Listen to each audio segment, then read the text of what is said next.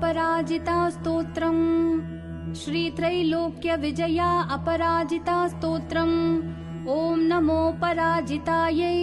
ॐ अस्या वैष्णव्या पराया अजिताया महाविद्यायाः वामदेव बृहस्पति मार्कण्डेया ऋषयः गायत्रुष्णिग् अनुष्टुप् बृहति छन्दांसि लक्ष्मी नृसिंहो देवता।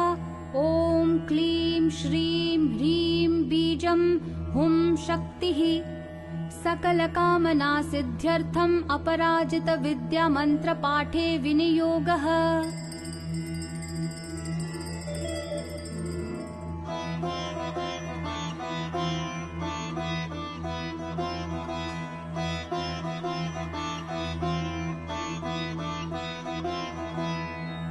ॐ नीलोत्पलदलश्यामां भुजङ्गाभरणान्वितां शुद्धस्फटिकसङ्काशां चन्द्रकोटिनिभाननां शङ्खचक्रधरां देवी वैष्णवीमपराजितां बालेन्दुशेखरां देवीं वरदाभयदायिनीं नमस्कृत्य पपाठैनां मार्कण्डेयो महातपाः।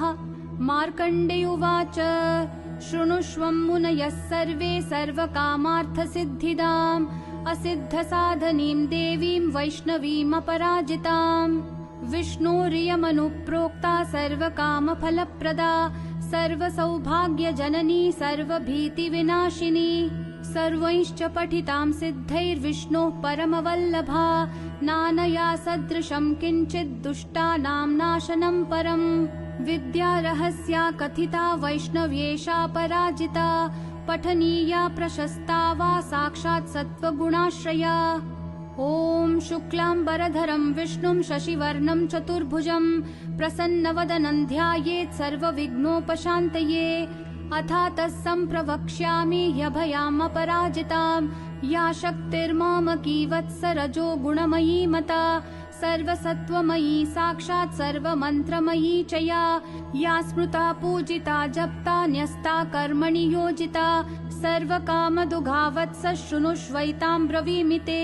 यस्या प्रणश्यते पुष्पं गर्भो वा पतते यदि म्रियते बालको यस्या काकवन्ध्या च या भवेत् धारयेद्या इमां विद्यामेतैर्दोषैर्न लिप्यते गर्भिणी जीववत् स्यात् स्यात् पुत्रिणी स्यान्न संशयः भूर्जपत्रे त्विमां विद्यां लिखित्वा गन्धचन्दनैः एतैर्दोषैर्न लिप्येत सुभगा पुत्रिणी भवेत् रणे राजकुले द्यूते नित्यं तस्य जयो भवेत् शस्त्रं वारयते ह्येषा समरे काण्डदारुणे गुल्मशूलाक्षिरोगाणां क्षिप्रं नाश्यति च व्यथां शिरोरोगज्वराणां न नाशिनी सर्वदेहिनाम् इत्येषा कथिता विद्या अभयाख्या पराजिता।